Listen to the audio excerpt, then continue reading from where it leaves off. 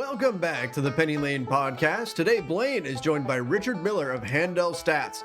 During the first part of this 2-episode series, Rich discusses his transition from the floor to electronic trading. He highlights the many intricacies of the modern market, such as order spoofing and high-frequency algorithms that traders today have to compete against. A big thank you to our sponsor, Rhoback Clothing. If you enjoyed this episode, please don't forget to like, subscribe, and leave a review. Rich, hi, welcome to the Penny Lane podcast. How are you? Thank you, Penny Lane. It's a cool morning here in Colorado, but I'm nice and cozy and ready to chat. I'm so glad. I can see your jacket there in the background, and I've gotten to know more and more about these jackets hanging out with Anthony Crudele and Pax. And I'm just, please tell me about yours. That is my jacket this from the day I walked off the trading floor. And I still have a seat on the exchange, and right above it is, they demutualized, and I had one share of stock put into a stock certificate, and I framed it. And everybody had different color jackets, and sometimes you could, if you were a trader, an independent trader, you could make up your own jacket. I cleared a house called Hammer Trading, and the number of the house was 245, so that's on the bottom of my badge. But also, Hammer traders wore that jacket type. And when you're in the pit, if you saw the jacket, you would know that it was a Hammer house. So if you were trading with somebody and writing on your card, you have to write who the opposite trader was, what the opposite house was, the price that you traded at, the quantity that you traded, and then the time. And time was put into, they had like these little 15-minute time brackets, so they were lettered. So you'd write quantity, trader house, price, time bracket. And what are your initials? Mine, that was just Rich Miller's my name, so I had RMIL. And then what did people call you? Rimmel. I love it. I'm so intrigued by this entire culture. I've always been very intrigued by it, but then getting to hear the stories from Anthony and Pax, I'm like, what a place that will just never exist in the same way again. What a little moment in time there that's just fascinating to me. Well, it wasn't really a moment in time. I mean, they traded there for over 100 years in Chicago. And I mean, it was thrilling. I'm not going to tell you. It was absolutely thrilling. It was, I looked forward to going to work every day. And the exchanges, served a very useful purpose. If you go back, the Board of Trade was the first exchange in Chicago, and then the Mercantile Exchange started in I think early teens or 1920s, and it used to be called the Butter and Egg Exchange. And the Board of Trade, of course, prior to there being a place for grains to trade, farmers way out in the middle of nowhere had no idea what prices were. So they were dependent on local grain elevators to, give them a fair price. And of course, quite often they were taken advantage of. So the exchanges arose out of a need for price discovery and public price discovery. And that's why they traded them in a pit, the same way they traded stocks at a post on a stock exchange. So price discovery was open and public. So there couldn't be any secret deals. So you knew what everybody was paying at any given point in time. And hence, that's why the need for speculators arose. Because if you have hedgers, whether they're, buying grain to make bread or selling their grain in the producers selling their grain and wanting to hedge. I mean, they aren't always ready to transact business at any given point in time. So you have speculators that are willing to, for small amounts of money, willing to buy and sell. And futures contracts, arose to fulfill that need. And actually, the first futures that were ever traded were rice contracts in Japan hundreds of years ago. I have a question. Why is it called futures if it's commodities? Rice is a commodity. So where did the term future come from? Some hedgers do forward contracts. Okay. You're like, say you raise corn. You can, and somebody needs to buy corn, so you'll sign a contract. I will produce at the end of this season, 10,000 bushels of corn. We'll do it at this price, and I'll deliver it on this date. And it was a contract between two individuals. Mm-hmm. Forward contract. Futures contracts are the same thing. It's a contract with a specified grade in the case of corn, specified grade, specified quantity, specified delivery points, and then of course there's what they call basis. So if you deliver at a different delivery point than whatever it is, there's a basis, and some of the contracts have that written in. But they also have a performance date, basically, is what it is. So it's a performance date out in the future, hence futures contract. Got it. And the exchanges, the way those contracts work is the exchanges standardize the contract. So it's a standardized contract. And what the exchanges actually did is they took, instead of when you traded, like I would trade one of these contracts with you, and you'd be on the other side, the exchanges actually take the counterparty risk. So when you trade a contract, the counterparty to your contract is actually the exchange. It's not the other side that actually did the trade with you. And the exchange remains counterparty to all the contracts. And then the way that works is then they monitor the clearinghouses to make sure everybody has enough money, and it gets kind of involved, but it basically you don't have to worry about the opposite brokerage house going under, because the exchange is the counterparty and they monitor the participants of the marketplace, clearinghouses. Mm-hmm. Like I cleared through Hammer, Mm-hmm. and I had money in my account and segregated funds in my account that I traded on, but ultimately, and Hammer would monitor me and my trading. And when you were on the floor in those days, they had to trust you. I mean, it's a complete total, because I could go down there and trade 10 times more than what I have, or lose 10 times more than what I have. And if I lose it, my clearinghouse is responsible for the debit. Uh-huh. And the exchange monitors the clearinghouse. They don't monitor me. And then my firm monitors me. And when you were trading on the floor, as I say, there was a lot of trust that went between you and your clearinghouse. And but anyway, to get back to the futures thing, I think that kind of explains some of the risk. I will say one thing: the floor not only was an exciting place, there was a lot of information that was transacted, and as I say, way back in the 1800s, the need for public dissemination of prices is what really started the exchanges. And once those prices were public, if you were a corn farmer in Iowa, you knew what they were trading grain in Chicago for, because there was telegraph wires. And, so your local elevator couldn't say, I'll give you $1 a bushel when it was trading for $2, which happened prior to that.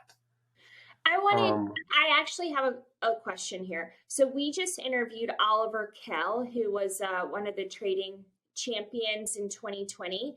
And during that interview, he told me that his dad was a market maker.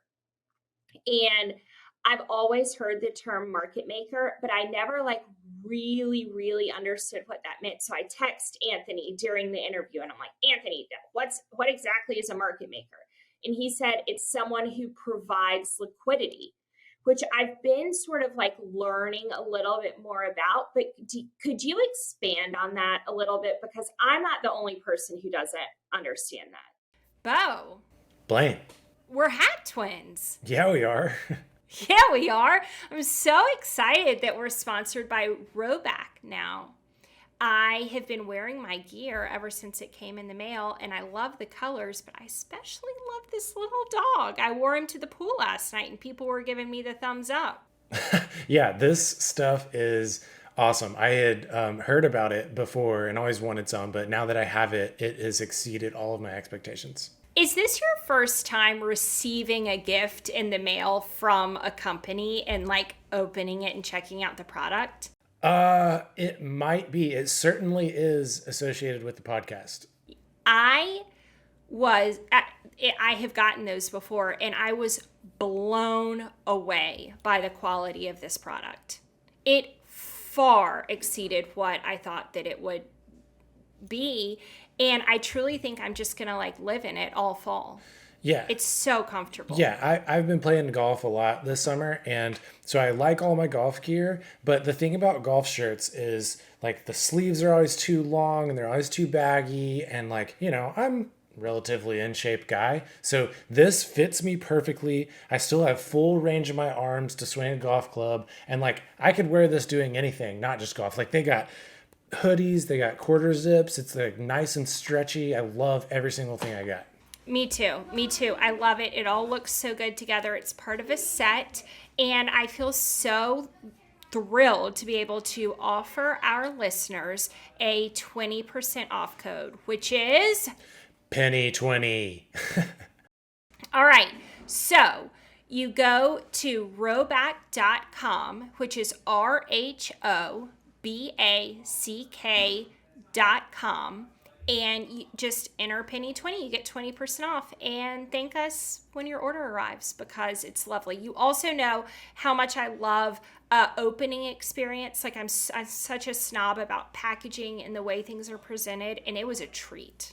Yeah, the shit's awesome. I'm not like, Yeah. Don't even have to like, I would just promote this to anybody regardless of a sponsor or whatever, because this shit slaps.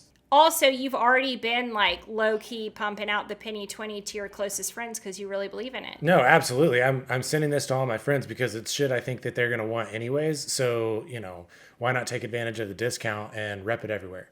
Totally. Thank you, Rhoback. We appreciate you.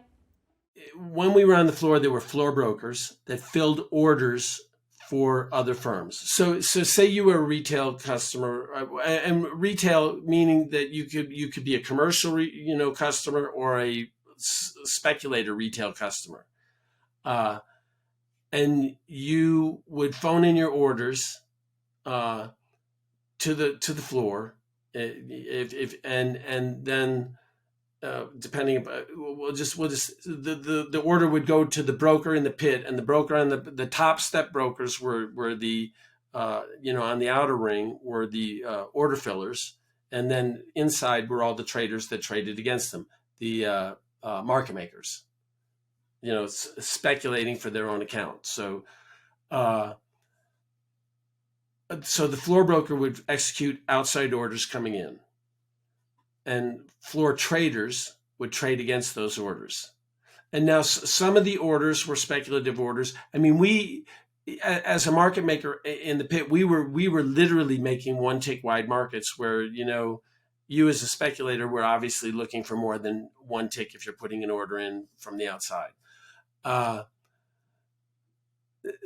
as I alluded to earlier, because hedgers are not always in the marketplace, you need speculators to provide interim liquidity. Mm-hmm. Speculators get a bad name, but they provide a very useful service. I have a little blurb on the free section of my website when I talk about speculators and hedgers. It's like 1 page or 2 pages long. Because as I say, a lot of people that aren't knowledgeable say, oh, speculators are bad. No, speculators are good, because if you don't have speculators, besides providing liquidity at times when larger, when hedgers aren't, out to do things, and they take risk doing it. But and a lot of speculators spend a lot of time studying the market. I mean, they know what news affects the market. Whether you probably know people that trade in one or two different stocks, and they just follow those stocks.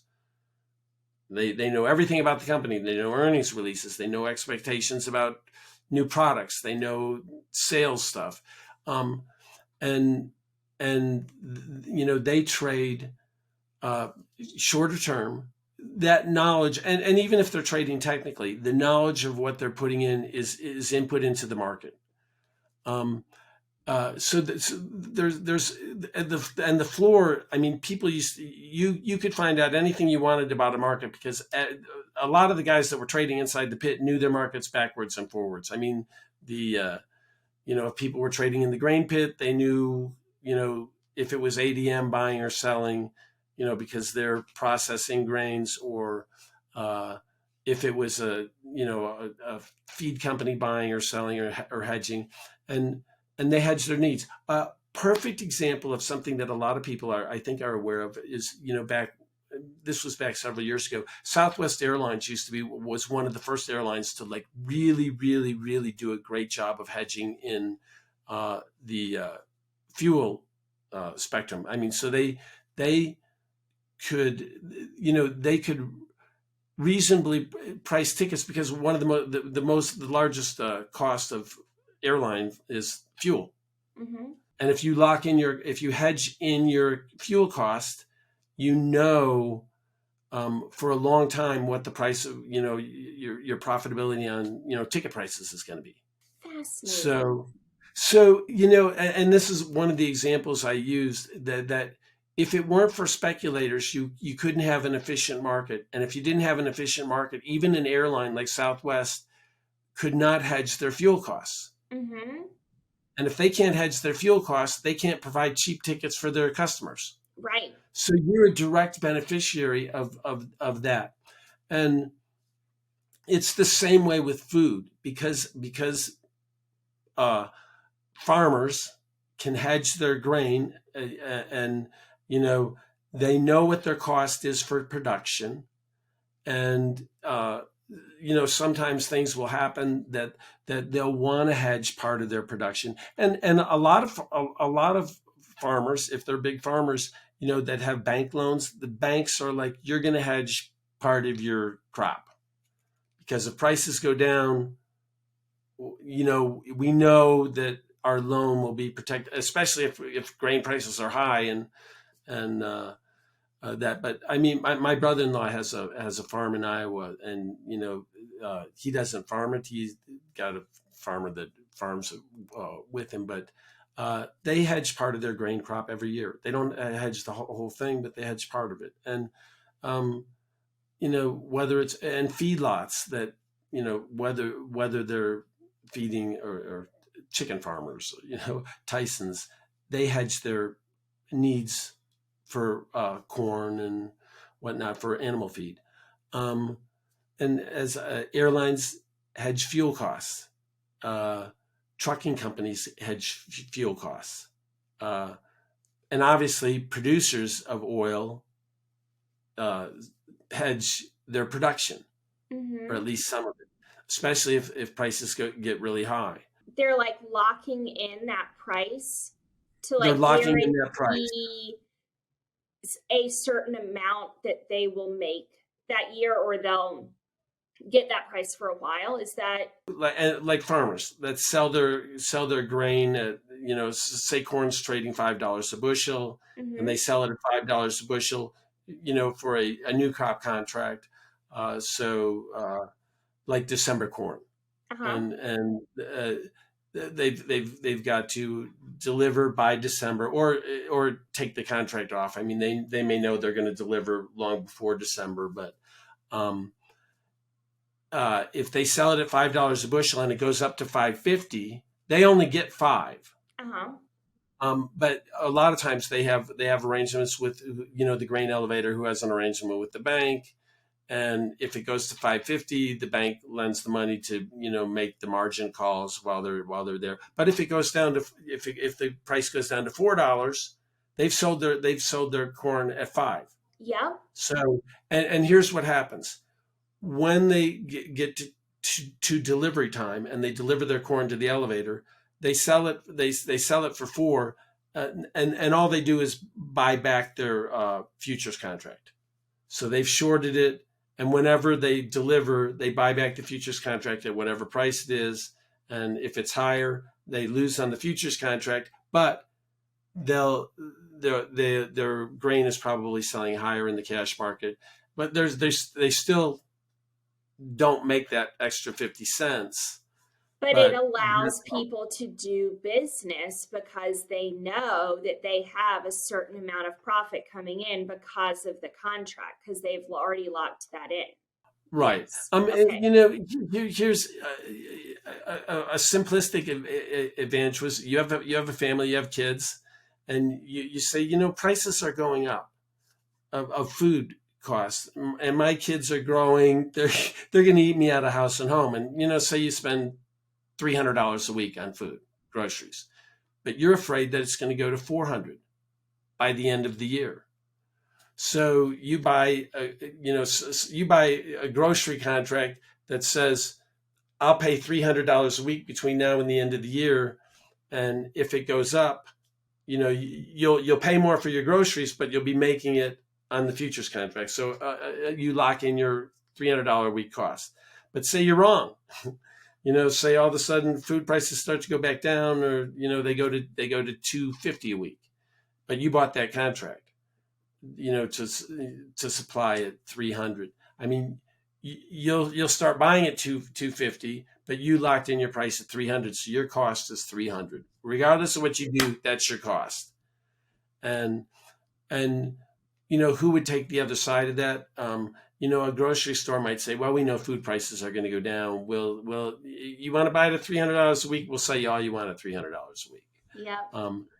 And that's just the way it works.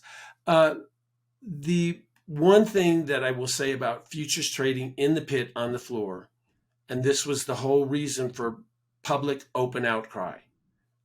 It was open outcry because everybody could hear it.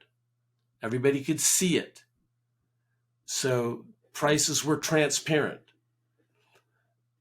And I thought electronic trading would be a little more transparent than it is. All we see is the price. We don't see who's doing it. And there is a lack of transparency, whether people recognize it or not, in electronic trading.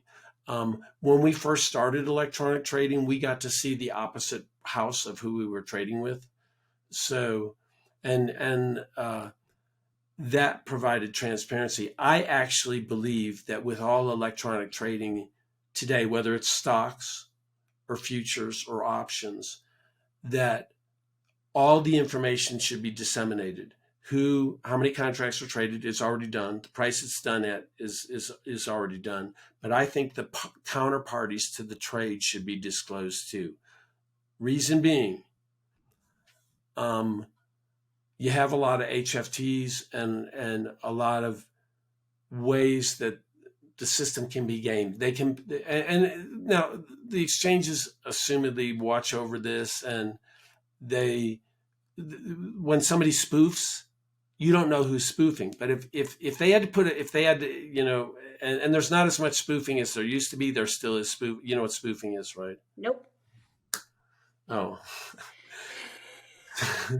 Spoofing is somebody putting an order that they have no intention of taking. So yes. So they offer 10,000 contracts, and then all of a sudden the offer's gone. Yes. Okay, that's spoofing. If when you put an offer in, if you had to show the house that you were, what you were doing, and you spoofed, everybody would know who did it. Right. The problem with electronic trading is a lot of these big HFTs say, well, we weren't spoofing. We're trading such size that, somebody else showed this, so we're able to show that. I tell people constantly, don't pay any attention what's bid and offered because it's meaningless. It's Right. not real. Right. So if there's a 10,000 contract offer, I have a funny story about that, actually. Don't pay attention to it unless it trades there. And if you have a position on and you're long and somebody offers 10,000 contracts in front of you, oh my God, I'm wrong, I better get out. No. Right. And that happens all the time. It happens all the time. Right. And this is one of the reasons I believe that they should disclose who's bidding and offering and who's doing that. And after a trade is consummated, it should be the same way. They should disclose both parties to the trade. At least the house. They could put my name on the trade. They could put my badge on the trade. I don't care. Because I'm a small trader, I'm not going to impact the market that much. And if people see me trading, maybe they'll say, "Oh, there's Rich trading. Time to take the other side," because we know because of spoofing. With electronic trading, they have the ability, if you don't know, to paint the tape. Yes. Yes. You know Yes. what painting the tape is? Okay. Yes. They can actually run through a bunch of orders, and they're on the other side, trading against themselves, but to paint a higher price because, they may see a gap in prices someplace and buy everything up to the gap and then, chase everybody out, paint the tape, and all of a sudden you're stopped out and da-da-da-da-da. Mm-hmm. So that's another reason why I think they should disclose the counterparties to every trade because you'd see them. I mean, because and some of these HFTs would say, "Oh, well, that was my buy algo trading against my sell algo. They're separate." Well, and the exchanges assumedly have in place software now that doesn't allow them to trade against their own orders. But how do you know some of these HFTs and some of these firms are so big, how do you know they don't have another brokerage house in Indonesia or, Frankfurt or London that's actually the other side of their trade, but it shows as a different firm? You don't know that. You don't know. And I think there's certain things that you could do to, to figure that out. And the first step in doing that would be to disclose the opposite parties to every trade, because if you saw on a regular basis where somebody traded against the same house, on a market move that, moved up or down and, a painting the tape kind of move, I mean, it wouldn't take too many of those before you finally figure out, there's something wrong here. Yeah. Anyway, that's why I would like more disclosure with electronic trading, and it's not as transparent as it could be.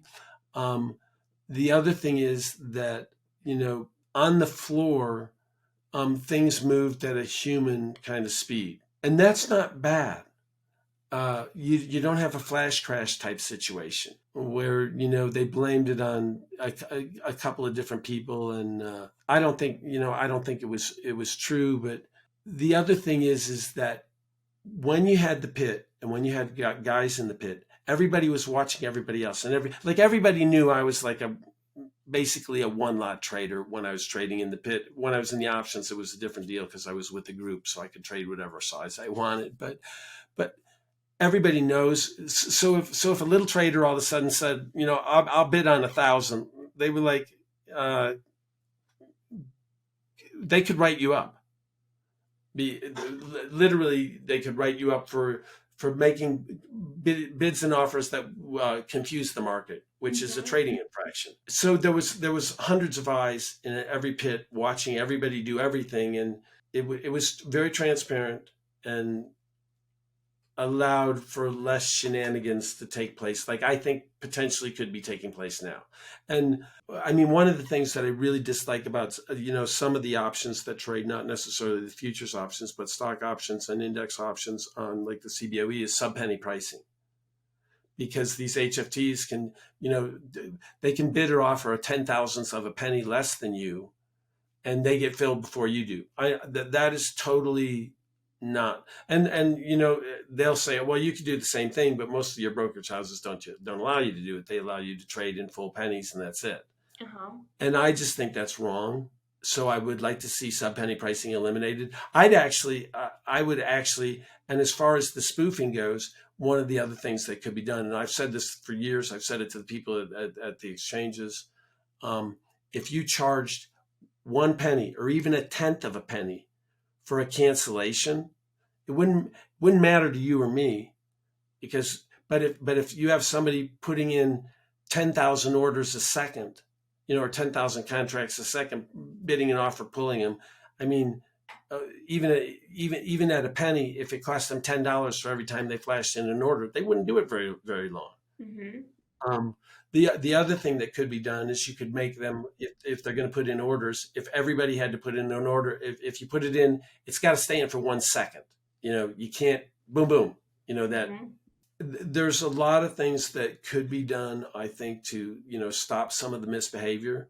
And if you made large orders, say, okay, you put a large order and you put a 10,000 lot in, it's got to stay in for 5 seconds. I mean, it would end the bullshit. Originally, I thought electronic trading would be a level playing field. And the reason it had that level playing field, because there was a lot of pit politics too. I was a 1-lot trader, so if a broker came out with a big trade, a big order to fill, he'd go to the big traders right away.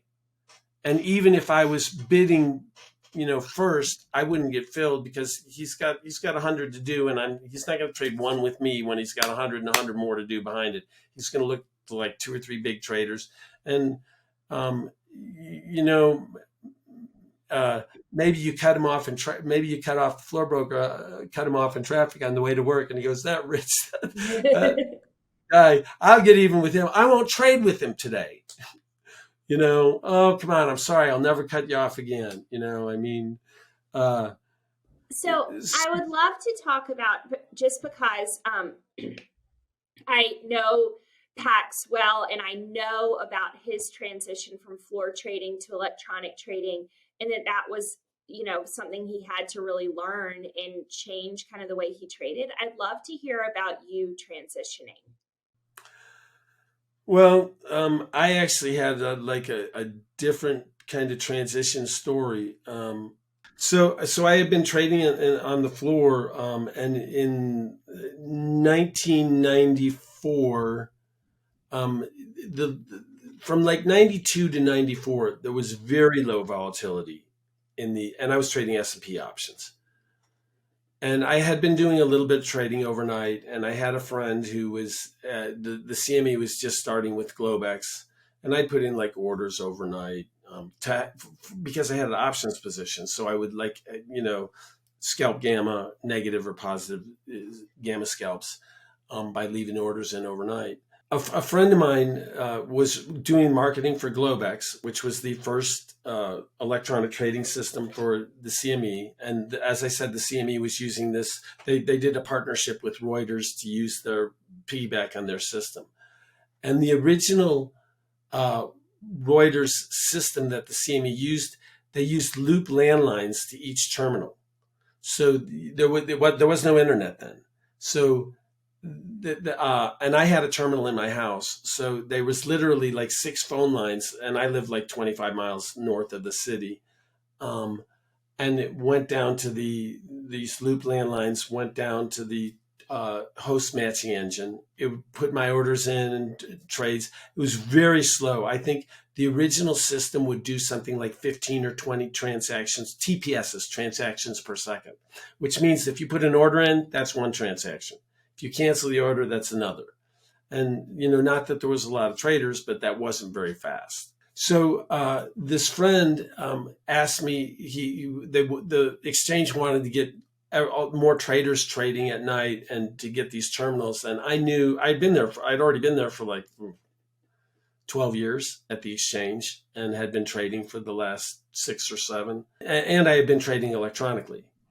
So he said, "Rich, why don't you, trading's so slow, come and, market this to the other traders. They all know you. We want to get them to trade. We want to get them to take these machines. So I said, okay. So in 1995, I worked for 9 months for the exchange as an outside contractor to sign up traders, and I trained and signed up like 600 traders to use electronic trading machines. So they got them installed, and the exchange was paying for them to be installed in their houses. But it got more liquidity in the system to get it going, which is the exchange, had a way, new products, new contracts. They would give incentives to, get it to be used more. And that was how they got the Rhoback system kind of off the ground even more, is just to get more traders to provide liquidity, speculators to, market makers. Let's provide some liquidity. But because sometimes at night, even in the S&Ps, there might be $1 or $2 between a bid and offer. I mean, instead of a tick, it would be like 39.70 bid at 39.72 offer, a full 2 handles. I mean, and there was a couple people. I know a few people that four in particular that traded and would, instead of making a tick on a trade, would make $1 or $2. And I enjoyed part of that for some period of time. But I mean, it's not that it was so liquid that you were, getting it all the time, because there wasn't that much traded. But anyway, then the volatility started to pick back up, and the market started to go up in 95. And, and I was like, oh, I got to get back to trading. I mean, I've done what I did here. I did this for 9 months. It was great. I learned a lot. I learned a lot about electronic trading. I learned how the system worked. And, so then I traded even more. I mean, then electronic trading was getting a lot more liquid. And since we got all those traders to start using the system, the S&P traders started trading in the morning with the numbers that came out at 7:30 Chicago time, like unemployment or PPI, CPI, some of those big numbers. And the exchange had terminals on the floor. You could walk up, sign in onto a terminal on the floor, or if you were at home, you could trade off your terminal at home, but you could trade those numbers. And then like 15 minutes before the pits open, the machines shut off. So electronic trading hours would start like 15 minutes after the pits closed and close 15 minutes before the pits open. Then all the business would go to the pit. And there was a few other times that the market would close at night because they'd be cleaning up stuff. But for all practical purposes, that's how it worked. So then in 1997, my friend came down to the floor, and I was in the NASDAQ pit, doing pretty well.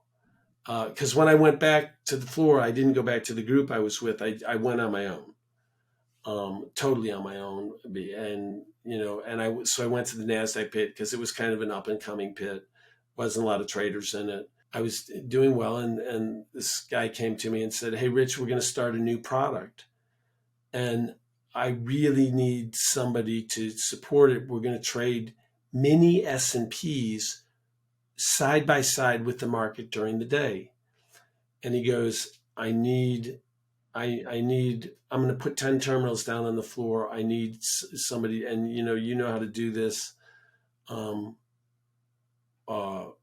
Would you support it? And I said, yeah, I'll do it, but you've got to make the terminal on the floor outside of the pit my terminal. So if somebody comes and signs onto it and I come in, they have to get off. Because the way it had worked with the other terminals, like I would go in early in the morning and trade on the terminal, and then once a month when unemployment would come out, other bigger traders or other traders would have their clerks come in, sign into the terminal that I would use, and I had traded like every other day of the month, and then unemployment came out, and some guy had sent his clerk in at 2 a.m.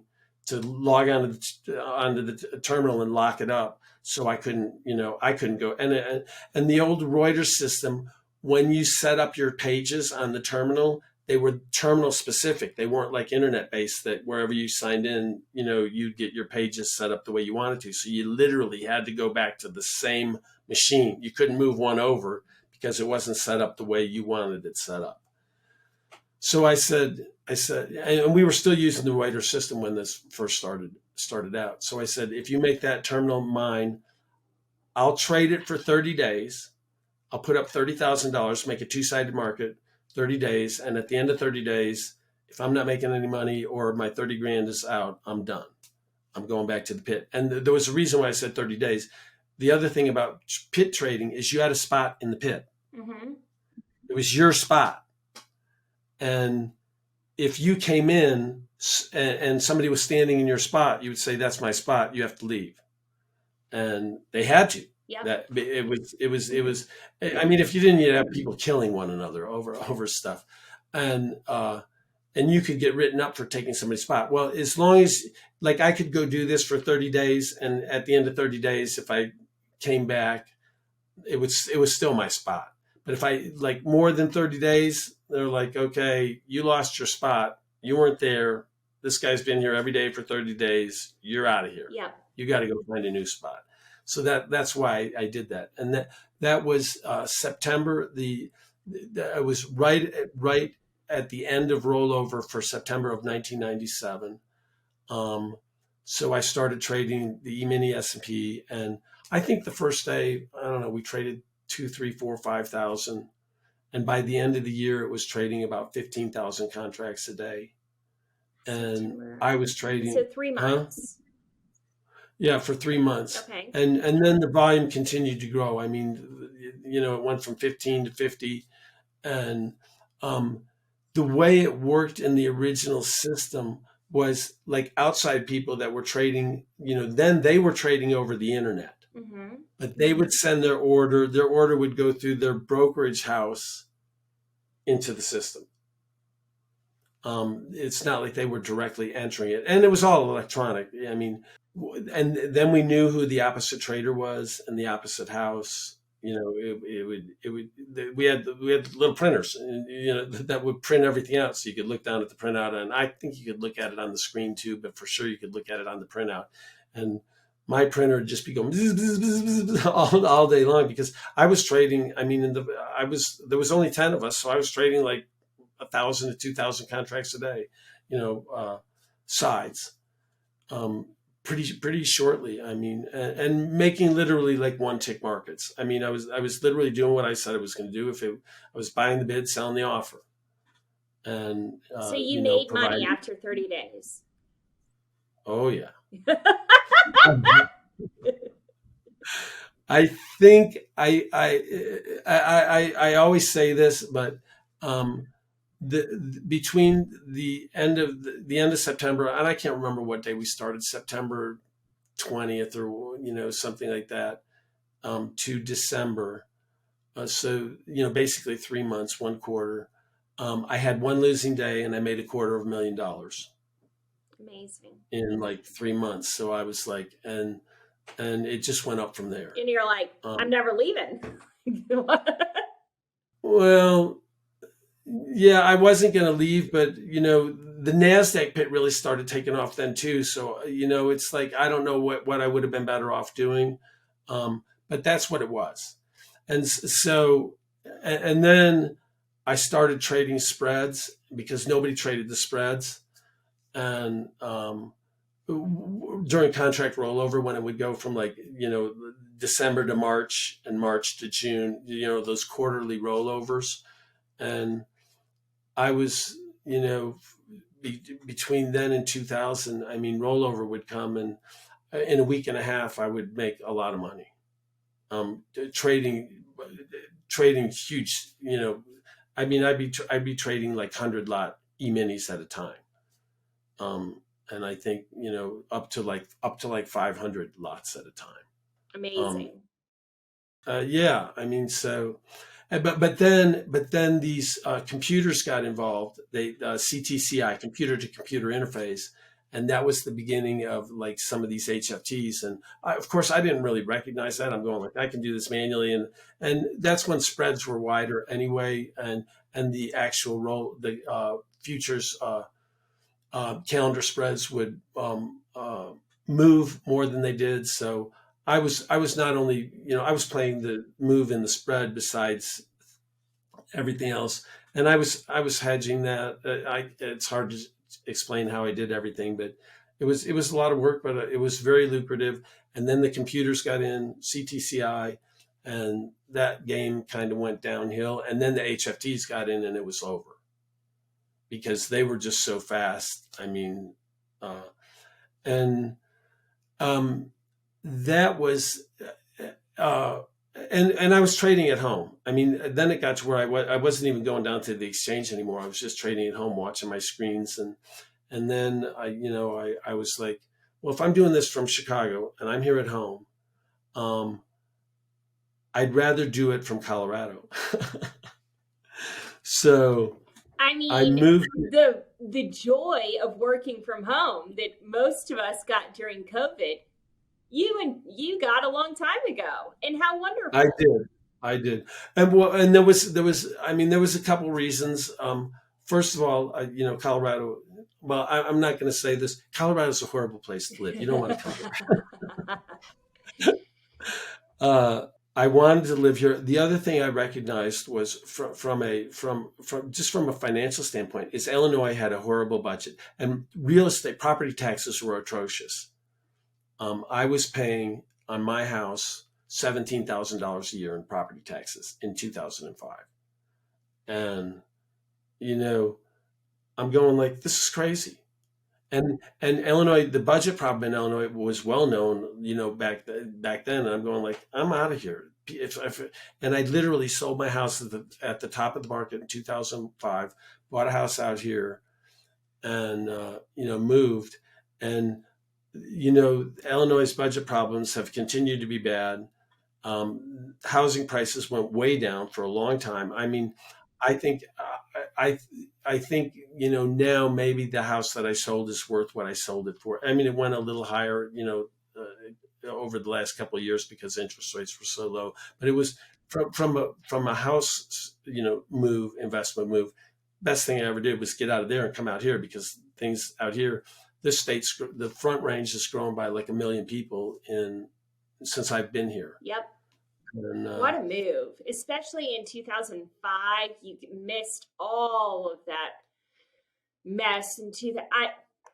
My mom owns a luxury real estate company here in Atlanta, and we started our company in 2006. So we really, we really lived through that, and it was a time. So great move. Plus, my kids were like, I'm going like, if I don't move now, then my kids will be starting, high school, and once they get into high school, I mean, I'm not going to be able to move. I'm going to be locked in here, so it's like I'll be locked in here forever. If I want to move grammar school and just starting middle school, I can go. It's not going to be something that they can't handle. And so everything worked out, and I moved out here, and it was absolutely the greatest thing I ever did, because. I mean, you see my view. I showed you a couple of pictures of the view out of, off my back deck and out of my kitchen. My master bedroom it's like, it's just unbelievable, to wake up to that. Did any of your kids move back, or are they all? No. They're, my oldest daughter just turned 30. She lives in Denver with her boyfriend, and she works for like a property management kind of company. And my other daughter just turned 26. She's a nurse practitioner, and she works in oncology at Anschutz Medical Center here, which is the University of Colorado Hospital Medical School. It's a huge facility. It's a big hospital, and she just in May finished her master's and passed her boards, and is now a nurse practitioner in oncology. And she had been in oncology and BMT nursing bone marrow transplant at the hospital for the past 4 or 5 years. So she worked there for a couple of years, and then she worked for like 2.5 years. She worked 7 days a week. Mm-hmm. School, clinicals, nursing. She worked, and but now, and she just started, a couple months ago, doing that. I'm really proud of her. She's got she's doing a great thing. She's in a great profession, and she says in a year she's going to start working on her doctorate. So amazing! You must be so proud. That's so wonderful.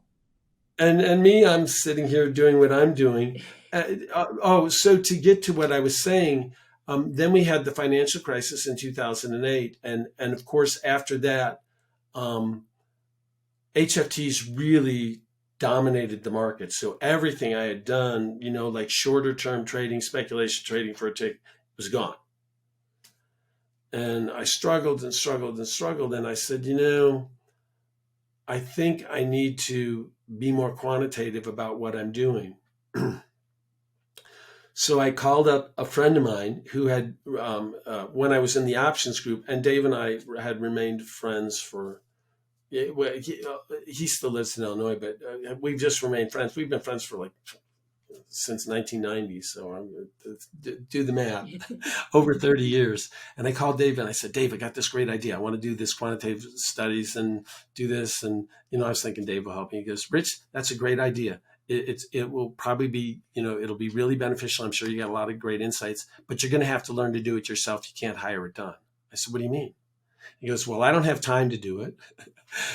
And, if you hire some programmer to program what you think, he's going to come back in, a couple of weeks with an $8,000 or $10,000 bill. And you're going to say, but that's not what I asked for.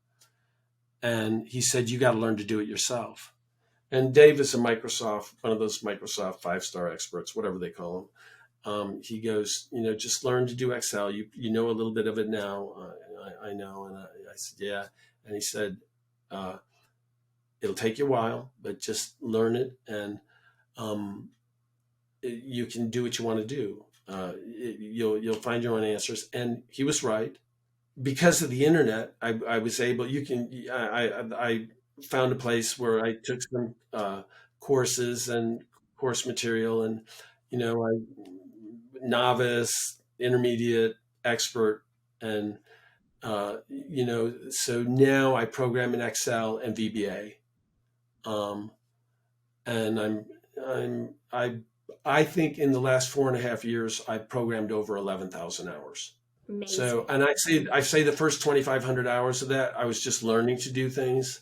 And the rest of it is, I have databases on every, all the indices and the VIX futures. And I just keep building more and more sophisticated programs. I'll show you some of the results of some of my work. And there's nothing I can't do. Sometimes it takes me a little while to figure out how to do things, but there's nothing I can't do in Excel and VBA, given the time. And I've actually learned a lot of things doing this quantitative stuff that I would have never discovered had I not done it. And I'm unlocking things about opening gaps, about range trades during the middle of the day. And I have stats on all kinds of stuff. And in fact, I'd love to show you some of them. If you want to see them, we can look at some of that. Stay tuned for part 2 of the interview where Rich discusses his quantitative approach to the markets.